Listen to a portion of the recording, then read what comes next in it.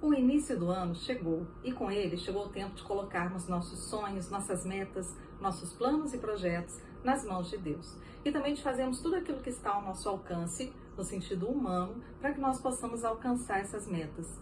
Mas é muito importante, antes de mais nada, pedir discernimento e sabedoria. Colocar tudo diante de Deus em oração, para que a gente possa batalhar pelos sonhos e planos que Deus tem para nós. Que essas vontades estejam alinhadas à vontade de Deus e à nossa vontade, para que tudo aconteça conforme o que Ele sonhou para nós. Mas agora, nós precisamos então discernir, buscar esse discernimento de uma forma muito concreta. E como se pode ouvir a palavra de Deus, ouvir aquilo que Deus quer nos dizer? Como nós podemos assumir nas nossas vidas esse discernimento daquilo que Deus quer para nós? Bem, Deus fala conosco de muitas formas, das mais variadas possíveis. Mas a primeira delas, a forma mais direta e clara, é através das Sagradas Escrituras. Deus fala conosco através da sua palavra. A palavra de Deus, ela nunca volta sem ter produzido seu efeito. Mesmo uma pessoa que não tem uma vida espiritual, que não tem uma busca por Deus, ao passar por algum versículo, em algum momento da sua vida, um versículo da Bíblia, ela se deixa tocar. A palavra de Deus, ela é um direcionamento que Deus deixou ao homem. E não é assim que os pais educam os seus filhos? Através da palavra e do exemplo? A palavra e o exemplo estão nas Sagradas Escrituras. A palavra de Deus é viva, é eficaz. E nós não podemos deixar, nesse ano que começa, de buscarmos cada vez mais, de procurar realmente essa palavra, de mergulhar nela, de entrar na intimidade com Deus. É muito importante que nós tenhamos contato diário com a palavra. Às vezes, um versículo que você pega e medita durante o dia faz toda a diferença na sua vida de oração. Eu falo por mim, pela minha experiência. Às vezes, na correria do dia a dia, a gente não tem tempo de parar e ler realmente com a atenção que gostaria, mas um versículo que você deixa visível em algum ponto por onde você vai ali fazendo as suas coisas e bate o olho e vê que está ali, vai fazer toda a diferença.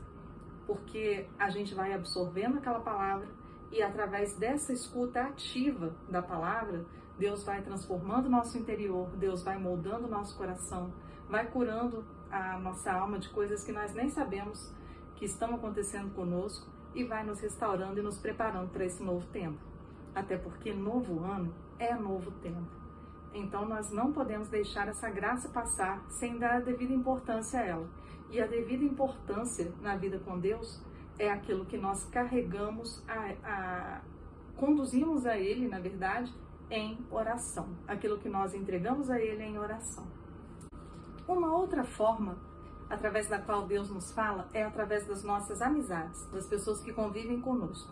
Quantos de nós, eu digo até por mim, já aconteceu na minha vida algumas vezes. Às vezes estamos passando por alguma situação onde temos que tomar uma decisão, temos uma dúvida ou temos um problema, uma situação para resolver e conversando com um amigo que às vezes nem sabe daquilo que está acontecendo com você, uma palavra, uma frase que essa pessoa diz é algo que no meio da conversa você para, observa e percebe. Deus está falando comigo. É a resposta que eu estava procurando. Então, isso é muito comum, por quê? Porque quando as pessoas vivem e buscam a Deus em oração e elas convivem umas com as outras, é muito próprio de Deus formar as pessoas através do vínculo humano, do convívio humano.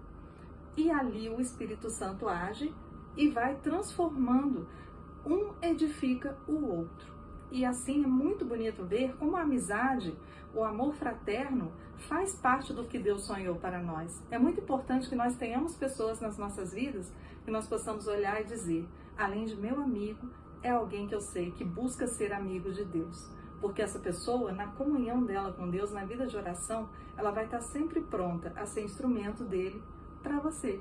Assim como você vai estar sempre pronto a ser instrumento de Deus na vida dessa pessoa. E isso é muito bonito, como Deus faz as coisas dessa forma, edificando os cristãos. É muito lindo. Como? Uma outra forma, através da qual Deus fala conosco, é através da Santa Missa.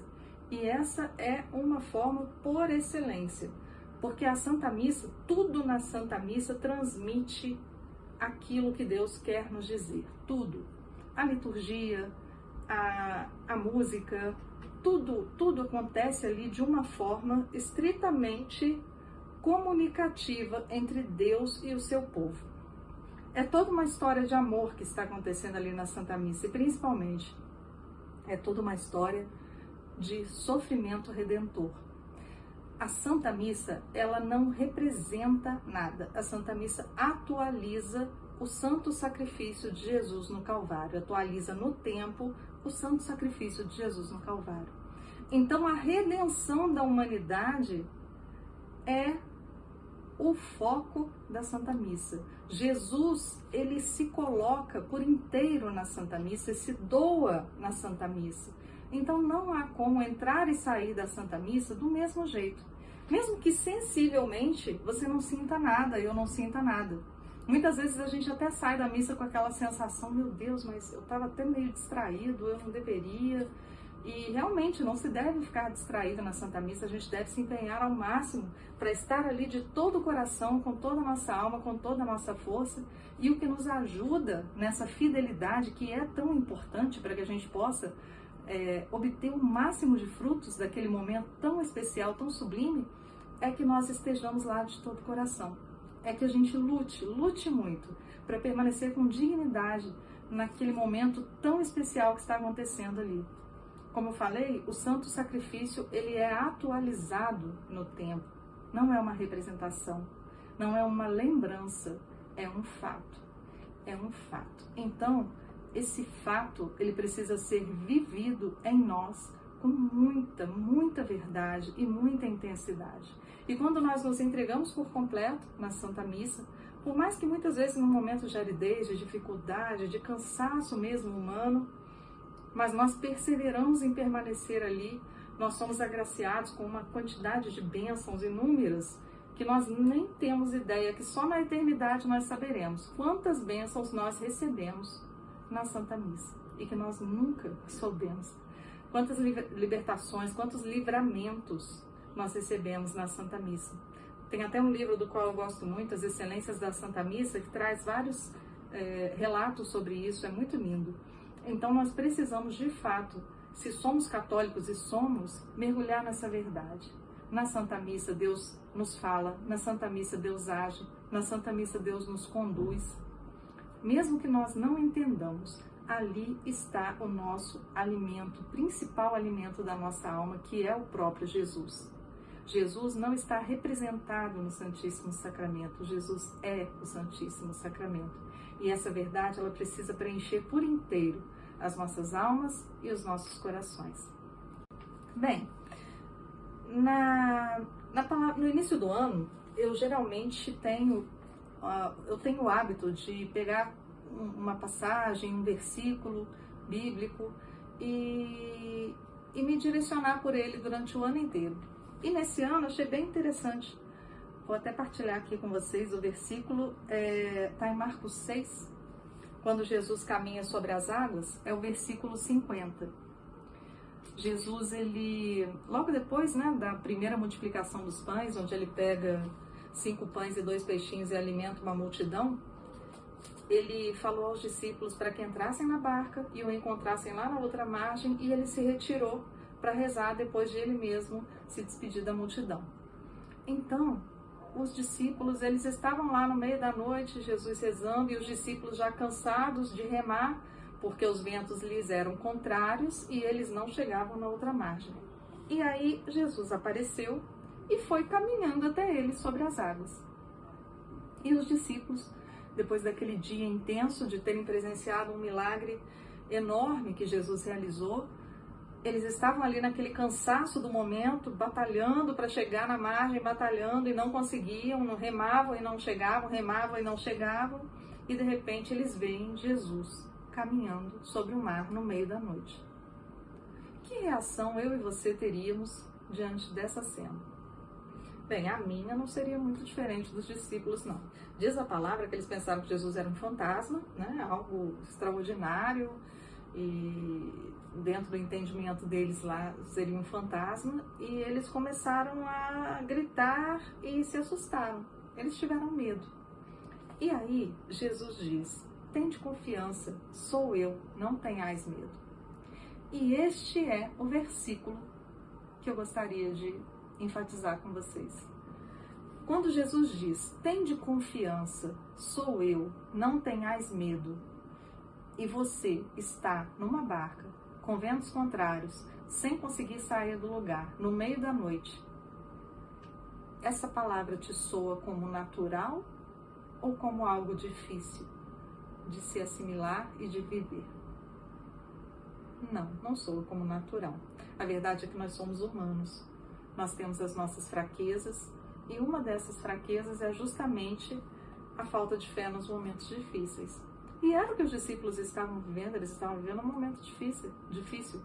Eles sentiam que estavam sozinhos, completamente sozinhos, diante de uma situação, e de repente eles veem algo que parecia um fantasma se aproximando.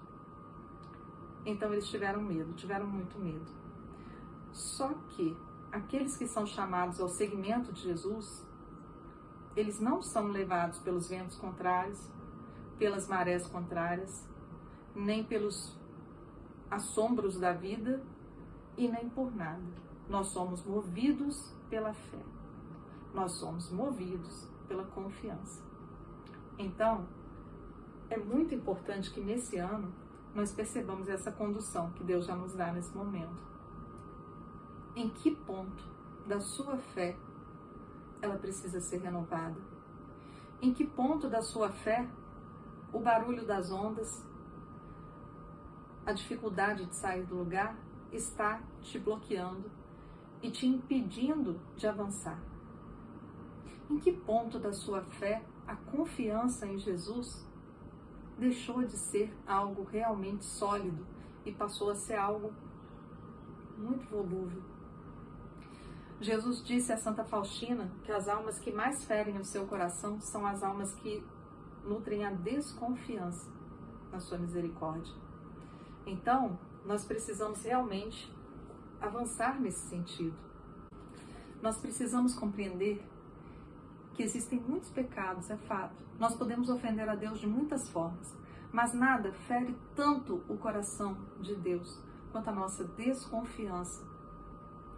Porque é algo muito próprio de quem ama confiar. E se nós não confiamos, nós não amamos de todo o coração. Então que hoje essa palavra possa cair em cheio nas nossas almas e fazer essa conversão, essa transformação. Que nenhum vento contrário, que nenhuma maré difícil, que nenhum medo, que nenhum assombro possa tirar de nós essa certeza de que Jesus nos ama, Ele está conosco no barco, Ele vem em nosso socorro. E que 2025 seja um ano abençoado por Deus e que nós possamos crescer em confiança a cada tempestade. Salve Maria!